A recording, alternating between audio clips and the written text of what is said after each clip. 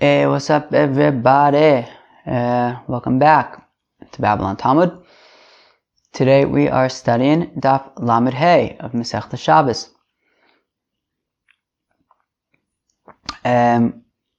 Quick overview of the page before we begin. So, we ended off yesterday with this machlokas between Rabbah and Rav Yosef regarding regarding the definition of bein hashmashos according to Rabbi Yehuda.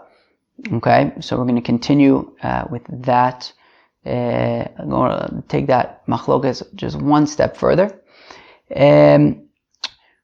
We are going to mention the be'er shel Miriam today, which is interesting. The well of Miriam, which the Bnei Yisrael drank from while they were traveling in the desert. We are going to then get back to the distinction between bein hashmashos according to Rabbi Yehuda versus Rabbi Yossi. This is going to be reminiscent of the first half of Masechta Brachos in terms of understanding how long bein hashmashos is, when does it start, when does it end, things like that. What else is worth mentioning right now? And then the daf is going to end off with sort of an interesting mentioning of all these shofar blasts that they used to blow on Friday afternoon, and each one would sort of represent another stage of getting closer to Shabbos. In some places nowadays there's like that big horn during candle lighting, so I guess that there's already a precedent for something similar during the time of the Gemara already, which is pretty cool, or even during the time of the Mishnah, I think. All right, let's get started. So we're going to start on Daf Lamed Daled Amud Beis, about 10 lines from the bottom. Okay, so yesterday we had mentioned that according to Rabbah, right, so it was machlokas between Rabbah and Rav Yosef in terms of how to understand Rabbi Yehuda's opinion about bein hashmashos. Right, Rabbi Yehuda had mentioned something about the eastern part of the sky becoming red, and we're actually going to explain what that means in just a little bit, because I had asked yesterday, how does that make sense? Doesn't the sun set in the west? So the Gemara is actually going to clarify that for us. But Rabbi Yehuda says until sort of the eastern side of the sky becomes red, and then he mentioned something about when the bottom part of the sky becomes dark and the top part of the sky is still light, and then when the whole sky is dark, then it's already night. So Rabbah had said that bein hashmashos begins already from Shkia, right? And it continues all the while, while the eastern part of the sky is red, and even while the lower part of the sky is dark and the upper part of the sky is still light. And bein hashmashos is over when the entire sky is dark, and that is nighttime. Rav Yosef, however, argues and says bein hashmashos is a briefer amount of time, and it actually only begins once the lower part of the sky is dark and the upper part of the sky is still light. That is when bein hashmashos begins, and it ends when the entire sky is dark. And so now the Gemara says, Vazdu l'tamayu. That Rabbi Yossi is saying that it is a smaller. No, Rabbi Yossi is not part of this. Where Rabbah says that it is a larger shear, and Rabbi Yosef says it's a smaller shear, so that's consistent. What's it consistent with? The Itmar, we have a statement of Amoraim. Shiur bein hashmashos bechama. So how long is this bein hashmashos, right? How long is it? So Amar Rabbah, Amar Rav Yehuda, Amar Shmuel. So it says Rabbah in the name of Rav Yehuda, in the name of Shmuel, Shlosha chelkei mil. It's 3 parts of a mil. And the Gemara wants to know, my gimel chelkei mil. What does 3 parts mean? Ile matlasa palge mila. If it means 3/2 of a mil, well then, nema mil v'mechza. Then just say 1.5 mil, right? 3/2 is 1.5, right? If you remember fractions, we're going to have to do some fraction work. I think that's like elementary school kind of stuff, working with fractions. So 3/2 is basically 1.5, okay? So name a mil v'mechza. So why don't you just say 1.5? Ela tlasa tilse mila. Okay, it means 3/3. Well, name a mil, right? 3/3 is just 1 whole. So why don't you just say 1 mil? Ela tlasa riv'e mila. Rather, it's 3/4 of 1 mil. Okay, so according to Rabbah, bein hashmashos is the amount from Shkia Sachama is the amount of time that it takes to walk 3/4 of a mil. Okay, Rav Yosef Amar Rav Yehuda Amar Shmuel, and Rav Yosef says in the name of Rav Yehuda and the name of Shmuel, Shnei Chelkei Mil, that it's 2 parts of a mil. So now, my Shnei Chelkei Mil, what are these 2 parts of a mil? Ilema Trei Palgei Mila, Lema Mil. If we're talking about 2 halves of a mil, well, that's just 1 mil. So Ve'ela Trei Rivei Mila, okay, so it's 2 quarters of a mil. Well, Lema Chatzi Mil, 2 quarters is 1/2. So just say half a mil. Ela Trei Tilsa Mil, rather it's 2/3 of a mil, okay? Now, so you have Rabbah who says 3/4, okay? And you have Rav Yosef who says 2/3. Okay, so now we're going to get to the very complicated thing, or at least complicated for a 7th grader, of multiplying fractions. Whoa. So my benayu, new friends, who could tell? Who could tell the difference? What's the difference? How much larger is Rabbah's share of 3/4 than Rav Yosef's share of 2/3? So, if you remember, in terms of how do you multiply fractions, so we'd have to find basically the common denominator between them, right? So 3/4, the denominator is, right? Or at least if I remember correctly, right? The part on top would be the numerator and the part on the bottom I think would be the denominator, right? So you have 3/4 and you have 2/3. The common denominator would be 12, okay? So 3/4 is the equivalent of 9/12 and 2/3 is the equivalent of 8/12. So 9/12 minus 8/12 is 1/12. And there's your answer. Rabbah's share is 1/12 of a mil larger than Rav Yosef's. So Ikebenayu palga de danka. So the Gemara doesn't exactly say 1/12, they say 1/2 of a 6th. Apparently a danka is a 6th, so 1/2 of a 6th, which is a 12th. Okay, very good. So Rabbah's share is 1/12 of a mil larger than Rav Yosef's. Very good. Now, v'chilufa b'chalsa. Now, they actually switch places, Rabbah and Rav Yosef, when it comes to chalsa, which is this, some kind of a wicker vessel, okay? That in this case, Rav Yosef is the one who gives the larger share, and Rabbah gives the smaller share. Let's see. Dama Rabbah, that Rabbah said, chalsa, when it comes to this wicker vessel, bas trei kore, if it is, can hold 2 cores worth. Now, I don't know exactly how much that is, but I think it's a lot. Although we're actually going to find out soon that I believe a core was what? 20 sa or something? Or 30 sa. 1 core was 30 sa, if that helps you out. I don't know. In any event, I think it's pretty big, right? So if you have this vessel that is 2 cores, so then shari litaltula, you're still allowed to move it on Shabbos. It wouldn't be considered muksa. Uvas tlasa kore asur litaltula. However, if once already it is 3 cores, the size of 3 cores, well then it is too big and it's not considered a kli anymore, and you wouldn't be able to move it on Shabbos. I think the point is that it would be muksa. Okay. Rav Yosef Amar bas tlasa kore nami shari, whereas Rav Yosef says no, 3 is still fine. You could still move that. Bas arba kore aser. But if it's 4 core, right? If this vessel is able to hold 4 cores worth, well then it would be too big and you would not be allowed to move it on Shabbos. So in this case, Rav Yosef is giving the larger share and Rabbah is giving the smaller one. Now, Amar Abai, says Abai, Ba'oi minei demar bishas maise. Now Abai is testifying that he actually once asked Rabbah this exact question bishas maise, kilo, when it was actually relevant, meaning it sounded like there was this vessel that was the size of a core, or that there was the size of 2 core, and he asked Rabbah, hey, can I move this? Now Rabbah, we just said that according to Rabbah, you would be allowed to move it if it was 2 core. Vafilu bas trei kore lo sharali, and he didn't even allow me to move this vessel that was able to hold 2 cores worth. So it's interesting. And the Gemara doesn't seem to really resolve that. Meaning, on the one hand, Rabbah said that a vessel that can hold 2 core would still be movable. You'd be allowed to move it.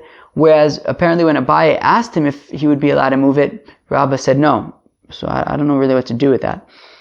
Okay, Kiman, who is this like? Kihai Tana, like the following Tana. let's see. Titzanan, as we learned in the Mishnah, kaveres hakash v'kaveres akanim. If you have a vessel made out of straw or a vessel that is made out of reeds. Now, I actually looked up this morning the difference between straw and hay. I don't know, maybe I'm the only one who doesn't know that. But in case there's somebody else who doesn't know that, straw is basically when you take like wheat and then you take off whatever, food is like valuable for human consumption.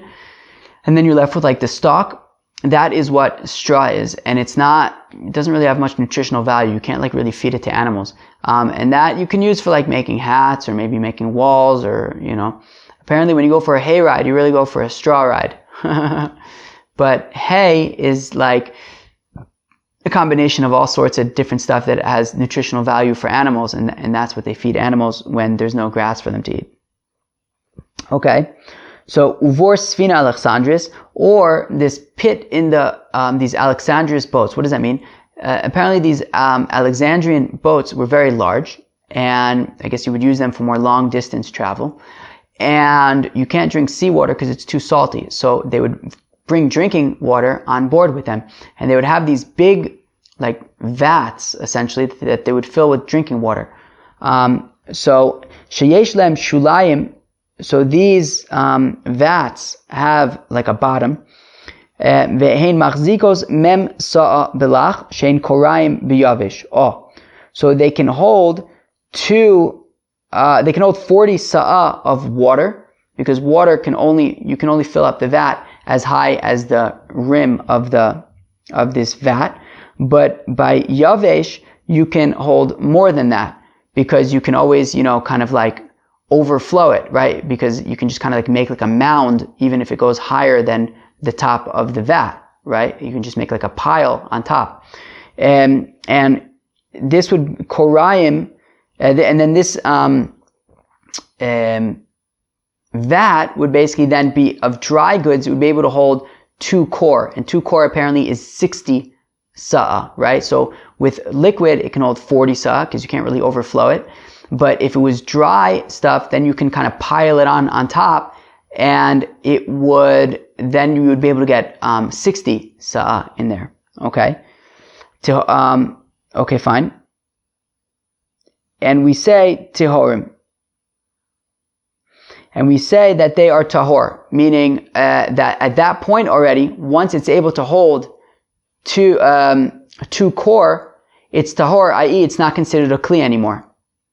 So there you go. That would be why Rabbah informed Abaye that once this vessel is 2 kor, you no longer be allowed to move it because it's not a kli anymore.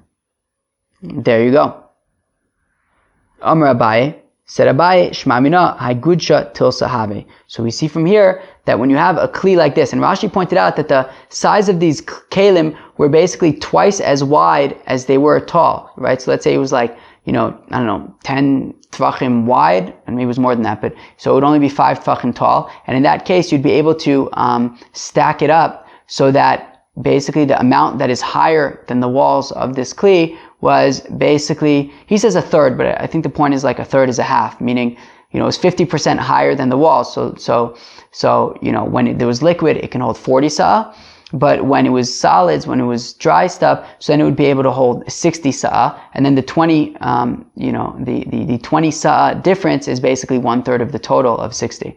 But it's really 50% more than what you started out with, which is 40. Okay. All right. Abaye chaza l'Rava dika dave l'ma'arav. So Abaye saw that it was Erev Shabbos, and Abaye was looking to the west to see if it was yet bein hashmashos, to see if Shabbos begins. Amalei b'atani kozman shepnei mizrach ma'adimin. So then Abaye asked the same question as I asked yesterday. But one second, Rava. Well, not exactly the same question, but whatever. He was confused by the same thing I was confused by yesterday, which is that he said to Rava, he says, why are you looking at the western part of the sky? Didn't the Brisa say that bein hashmashos begins when the eastern part of the sky becomes red? So why are you looking towards the west? Lo. It doesn't mean the eastern side of the sky being red, because after all, the sun sets in the west, not the east. Rather, it means you should be looking at the part of the sky which makes the east part of the sky red, i.e. which is shining towards the east part of the sky, i.e. the west part of the sky. Those who say the story slightly differently, which is Rava Chazila Abaye, the Kadave le Mizrach. Rava Davka saw Abaye, and Abaye was looking at the east. Amarle Misavat Pnei Mizrach Mamish, Pnei Ma'adim as Amizrach V'Simanech Kavsa. No. So Rava said, wait, Abaye, why are you looking at the east part of the sky? It doesn't mean that literally the east part of the sky is going to be red. It means that the west part of the sky, which makes which kind of shines towards the east side, is what's going to, what you're looking for to be red. So really you should be looking at the west side of the sky, V'Simanech Kavsa, and the metaphor you could think of this as is like a window, that if you have sun shining through the window, so let's say you have the sun shining through the window on the eastern part of the house, so it's going to shine through the window and hit the western wall of the house. So here also, the sun is coming from the west and shining towards the east. That's what it means that the east is going to be red, but really what you want to be looking at is the west part of the sky. Okay. Rabbi Nechemia Omer, says Rabbi Nechemia, so Rabbi Nechemia says, how long is bein hashmashos? So he says it's from Shkia until the amount of time that it takes to walk for 1/2 of a mil. Okay. Amar Rabbi Chanina, said Rabbi Chanina, I wrote to Leida Shi'uro Shel Rabbi Nechemia. So Rabbi Chanina says, if somebody wants to know how long exactly this is, the shir of Rabbi Nechemia, Yani Achama B'Rosh HaKarmel. So when the sun is like going down in the sky, and it gets to the point where it's at the top of the Carmel mountain range, which is like by Haifa, on the western part of Israel, like by the Mediterranean. V'yered v'yitbo bayam v'yale, and then I guess at that point he'll go to the mikvah in the Mediterranean, and he'll come out of the mikvah. It'll be Tovel in the Mediterranean and come out. Sounds nice. That's the amount of time that it takes to walk 1/2 a mil for Rabbi Nechemia. Okay, that's very good. Amr Reb Chia, said Reb Chia, Miriam. Oh, somebody wants to see the well of Miriam. Right, this is the rock that was with the Bnei Israel in the desert, and water would flow from it. This is also, as Rashi points out in one of the Likutei Rashis, by Be'er Miriam, that this was also the rock that Moshe hit with his staff, that he got punished for. So if you want to see this rock, well then Ya'ale l'Rosh HaKarmel, so go up to the Carmel mountains, v'yitzapeh, and he should look out, I guess, at the Mediterranean Sea, v'yira k'min kivara bayam, and he will see some kind of like sieve in the sea. V'zo hi be'er shel Miriam. This is the well of Miriam. Interesting. I always thought that this was in the Kinneret. I don't know, maybe he's talking about going to the top of the Carmel Mountains. Maybe you could see the Kinneret from there. But, I mean, the Carmel Mountains are right by the Mediterranean. So, I don't know. I would assume that's talking about the Mediterranean, but I don't know. I'm not sure. Maybe look out in both directions and see what you find. Amar Rav Yehuda Amar Shmuel, said Rav Yehuda in the name of Shmuel, bein hashmashos do Rav Yehuda, kohanim tovlim bo. Oh, okay. So if you remember back to Daf Beis Amud Beis of Brachos, mamish, the first page that we learned together, okay? So I think that at this point there have been something like 95 pages since then.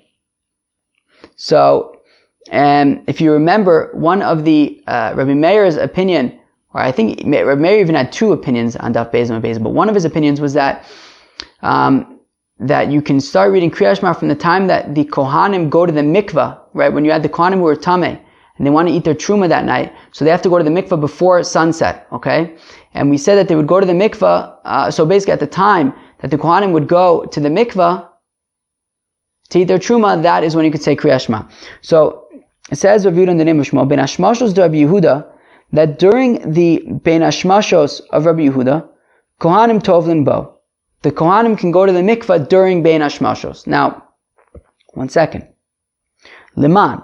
According to who can the Kohanim go to the mikvah during bein hashmashos? Ilem with Rabbi Yehuda. If you're saying that Rabbi Yehuda would say that the Kohanim can go to the mikvah during his definition of bein hashmashos, well, sfeikahu. Isn't the whole point that bein hashmashos is safek yom, safek laila?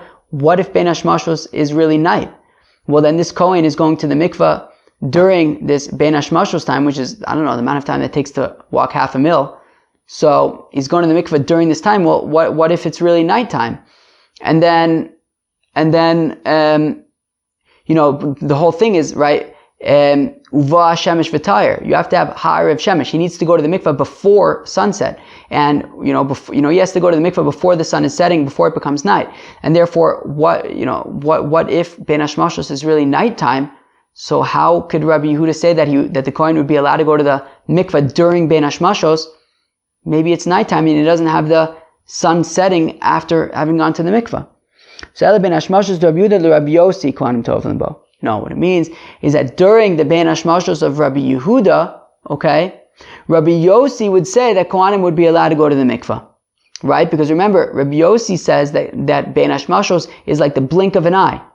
Right? So right before nighttime, one blink of an eye before nighttime is bein hashmashos. So therefore, according to Rabbi Yossi, during Rabbi Yehuda's bein hashmashos, it's still daytime. And therefore, Kohanim would be able to go to the mikveh then.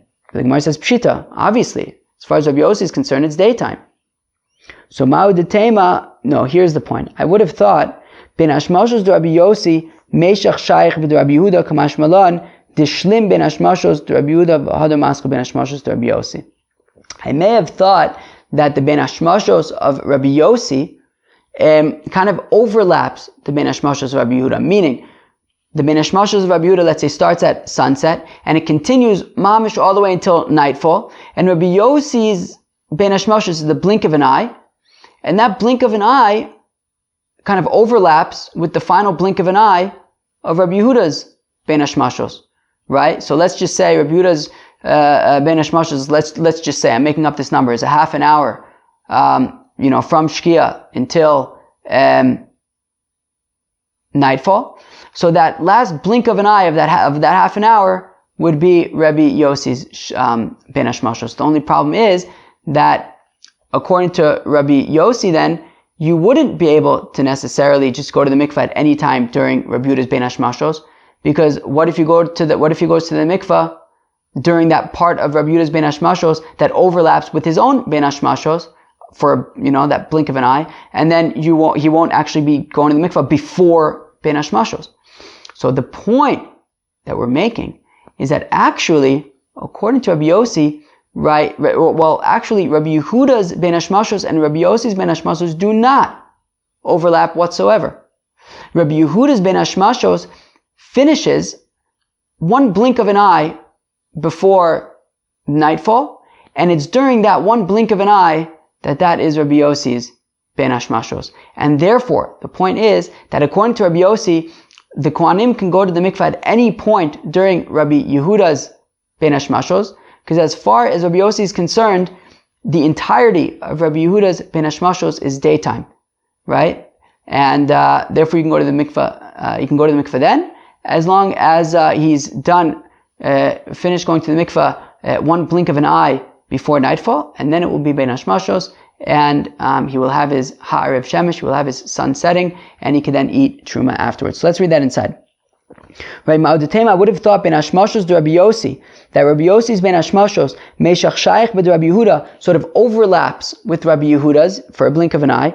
Kamash malan, dishlim bein hashmashos to Rabbi Yehuda, that Rabbi Yehuda's bein hashmashos completes v'hadar maskal bein hashmashos to Rabbi Yossi, and then Rabbi Yossi's blink of an eye bein hashmashos begins. Okay, fine. Amar Rabba bar Bachana Rabbi Yochanan, says Rabba bar Bachana in the name of Rabbi Yochanan, halacha Rabbi Yehuda linyan Shabbis, halacha Rabbi Yossi linyan Truma. That the halacha is like Rabbi Yehuda for Shabbos, meaning when Shabbos begins, we go based on Rabbi Yehuda's bein hashmashos, that we already start, assuming that it's Shabbos from sunset, assuming like Rabba, who says that Rabbi Yehuda's bein hashmashos begins at sunset. So we don't want to, because since the whole bein hashmashos concept is Safek Yom, Safek Laila, we can't just take the liberty to go like Rabbi Yossi's bein hashmashos and say that it's a blink of an eye before nightfall, because maybe it's like Rabbi Yehuda and it really started earlier than that. So if we go like Rabbi Yehuda's l'chumra and we say that Shabbos already starts by the earlier shear, which is Rabbi Yehuda's, that at sunset. And I guess we also have to go to Chumrah and assume like Rabbah that it's from sunset and not like Rav Yosef from when the bottom of the sky is dark. Okay, and then we say that the halacha is like Rabbi Yossi regarding Truma, and we're going to figure out what that means. So Bishlam halacha Rabbi Yehuda linyan Shabbos l'chumrah. So I understand that we say that the halacha is like Rabbi Yehuda regarding his larger shear of bein hashmashos when it comes to Shabbos, because we're being machmir and assuming the earliest possible time for bein hashmashos, and say that that's when we're going to start Shabbos. Aval le'inyan Truma ma'hi. But what does it mean that we go like Rabbi Yossi regarding Truma?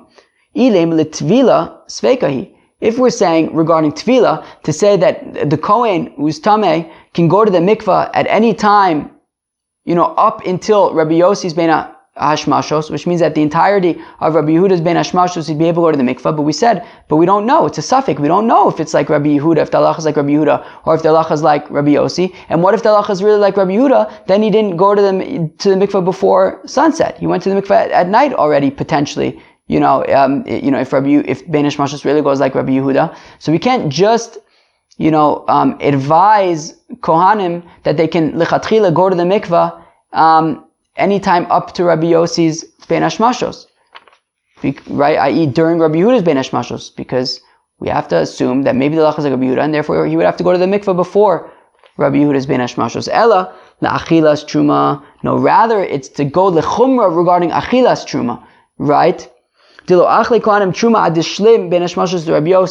Right? What it means is that when the Kohanim are trying to figure out at what point can I now eat Truma, they have to wait until after Rabbi Yossi's bein hashmashos. Because remember, Rabbi Yehuda's bein hashmashos ends one blink of an eye before nightfall. That is when Rabbi Yossi's bein hashmashos begins, and it lasts one blink of an eye. So the Kohanim have to hold out for that blink of an eye until after Rabbi Yossi's bein hashmashos. Only then can they eat their truma. So we see that in both cases we're going l'chumra, right? So regarding Shabbos, we go l'chumra to say like Rabbi Yehuda that you have to start Shabbos already from sunset. And regarding eating truma, we go l'chumra like Rabbi Yossi to say that the Kohanim can't eat truma until after Rabbi Yossi's bein hashmashos is complete, which is after that blink of an eye, right at the beginning of nightfall. Amar Rabbi Yehuda, Amar Shmuel, says Rav Yehuda in the name of Shmuel. Kochav echad yom, shnayim bein hashmashos, shlosha laila. That when you see one star in the sky, that doesn't mean anything. It's still daytime. Well, it means that it's still daytime. If you see two stars in the sky, that means that it is bein hashmashos. 3 stars in the sky, that means it's nighttime. And that this mistama is what we base the idea of when 3 stars are out in the sky, Shabbos is over. Because once 3 stars are out, that means it's nighttime. Tanan Amiyachi, we also learn in a brayso like this, Kochav echad yom. 1 star means it's daylight, it's daytime. Shnayim bein hashmashos, 2 stars means it's bein hashmashos. Shlosha laila. So then if you see 3 stars in the sky, then it's already nighttime. Rabbi Yossi, and Agosabach says Rabbi Yossi bar Oven, okay. Lo kochavim gedolim anirin bayom, v'lo kochavim ketanim she'enirin ela b'layla. So we're not talking about the big stars that are even visible during the day. I'm not sure what those big stars are, but we're not talking about those. We're also not talking about the small stars, which are only visible at night. Ela beinonim. Okay, we're just talking about middle-sized, medium-sized stars. When you see 3 medium-sized stars, so then it's considered nighttime, and Shabbos would be over at that point. Okay? Rabbi Yossi bar Zvida, says Rabbi Yossi bar Zvida, ha'osem melacha b'shnei bein hashmashos chayiv chatas mimon nafshach. Okay? Says Rabbi Yossi bar Zvida, if you do melacha, right, during bein hashmashos on Friday, and during bein hashmashos on Shabbos, well then you're going to have to be chayiv a korban chatas miman avshach, meaning either way you look at it. If you say that bein hashmashos is daytime, well then on Friday you weren't doing anything wrong, but on Shabbos you were doing malacha during the daytime, during Shabbos, so you'd have to be korban chatas. And if you say that bein hashmashos is nighttime, well then on Friday you were doing malacha on Shabbos at night, right? Even though on Motzai Shabbos, when you did Melacha, it was already considered nighttime. You're going to have to bring Korban Chatas.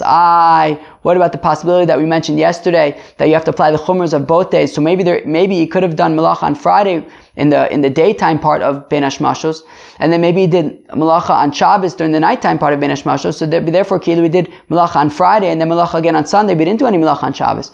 So Rashi points out that he must have been doing Melacha during the entire bein hashmashos, and therefore he was certainly doing Melacha, on Shabbos at some point. Okay, very cool. Amalei Rava l'shama'e. Rava said to his attendant, "Atun, you fellows, d'lo kimluchu b'shiur d'Rabbanan, that you don't really know the Rabbanan measurements so much. I.e., you don't really know the bein hashmashos calculations so good. So adishimsha areish dikle aslu shraga." So when you can see that the sun is already, low down enough that it's at the top of the palm trees, that is when you should light your Shabbos candles. B'yom ha'mu'unan mai, what if it's a cloudy day and you can't see when the sun gets to the top of the palm trees? So b'mata chazil tarnagola, if you're in the city, then look for the roosters that they're going to go onto their beams. When the roosters go onto their beams, so that means it's, time to light candles. And b'davra orve inami adone. So if you're in the forest, so then you could look out for the ravens. I guess the ravens go settle down already when it's candlelighting time. Or else these, I knew I was gonna forget the name of this. Maybe it's called like malins or something.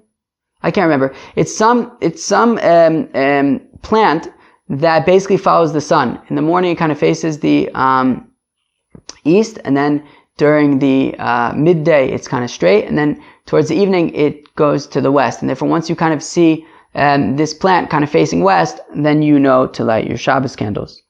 Okay.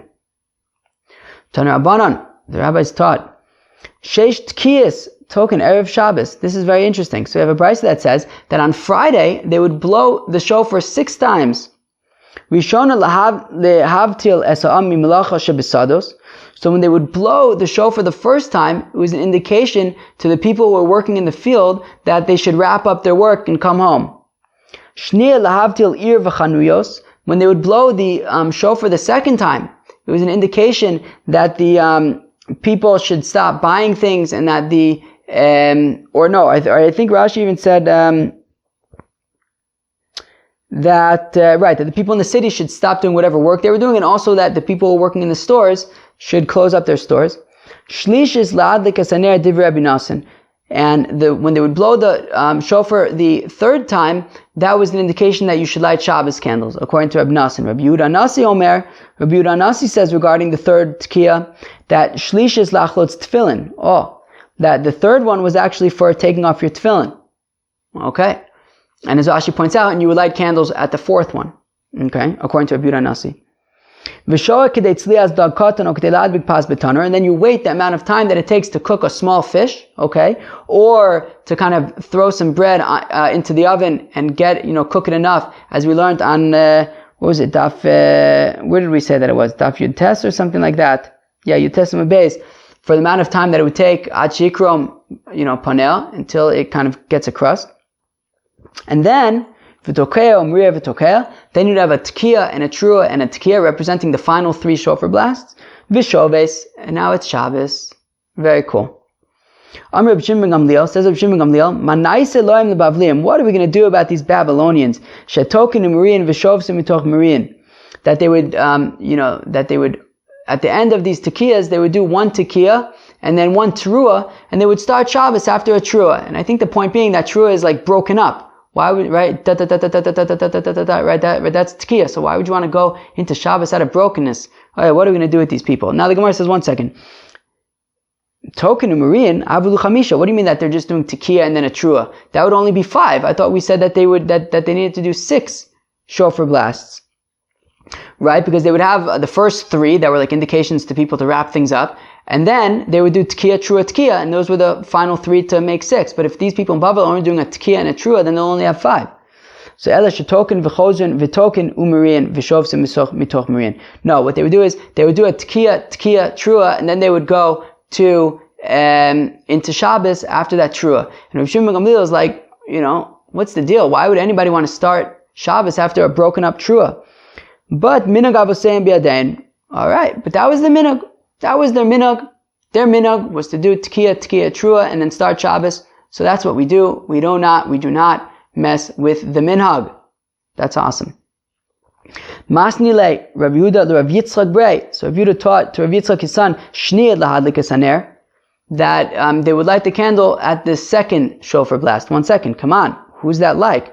Lo Rab Nasan, lo Rab Yehuda Nasi. That's like neither like Rab Nasan, who says that they would light the candle at the third shofar blast, and it's not like Rab Yehuda Nasi, who says that they would light the candle at the fourth shofar blast.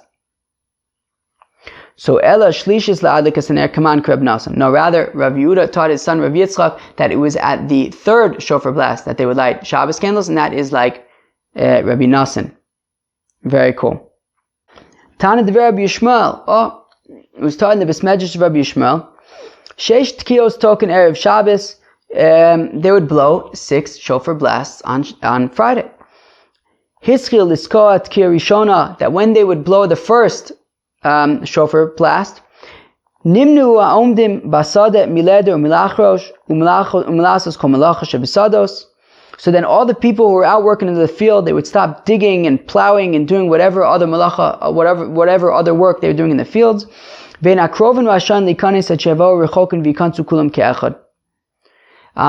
people whose fields were closer to the city would not just immediately come back to the city. Rather, they would wait for the people whose fields were further away from the city to get to, together with them, and then they would all walk back to the city together. And as Rashi points out, because we don't want anybody, like we had the other day, the yentas, we don't want chas v'shalom any of the yentas to see, Ruvain coming back later than everybody else and say, oh wow, he must have stayed later even after the shofar blast, when in reality, it just took him longer to get back because his field was further away. So because of these yentas, we say that everybody should,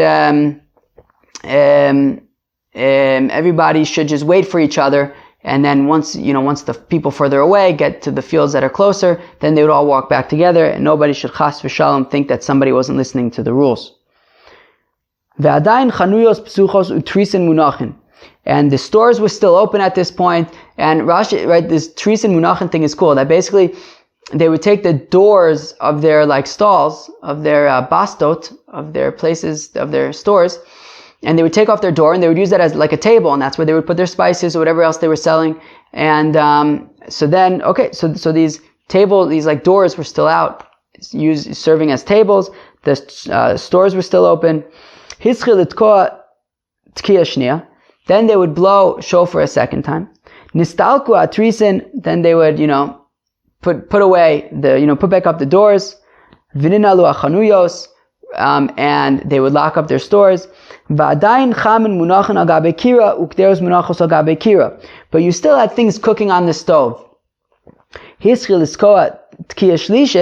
And then, when they got up to the third shofar blast, Silek amisalik v'hitmin hamitamin v'hidlik hamadlik.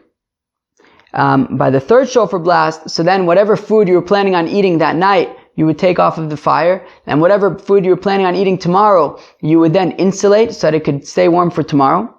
Vishoa, and then you would light Shabbos candles. Vishoa k'dei tzlias dag katan o k'dei la'ad b'paz b'toner. Then you would wait for the amount of time that it takes to cook a small fish or to put some bread into the oven. Vitokea, and for it to cook, achikamu panel. Vitokea umuria vitokea vishoves. And then they would do a tkiya and a trua and a tkiya, and then Shabbos. Very, very cool. That was a nice little daf today, right? Nothing too crazy. Nice, smooth kind of limud. Some cool stuff. Let's go over what we learned. So we started off looking at the opinions of Rabbah and Rav Yosef that we started with yesterday in defining the bein hashmashos of Rabbi Yehuda, right? So Rav Yosef said, let's start with Rabbah.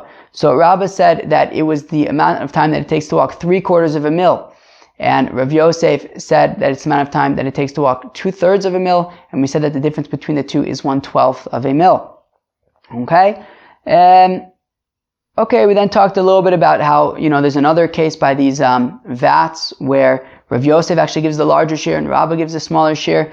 We talked for, a minute about the well of Miriam, which was cool, that apparently you can go up to the Carmel Mountains and you can see the well of Miriam from there. Very cool.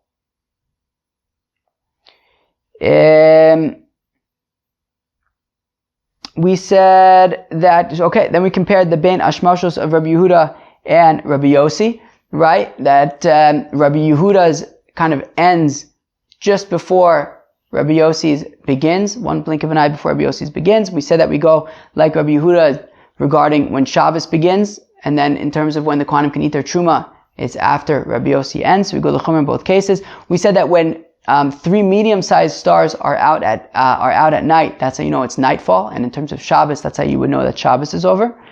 And then we finished off with these cool kind of things about how back in the day, they would blow shofar 6 times on Shabbos, and each one, as it got closer, kind of you would wrap more things up more and more and get things ready for Shabbos. So that was very, very cool. So I hope everybody enjoyed it, and I hope you have a great day. And I look forward to learning with you tomorrow. Bye.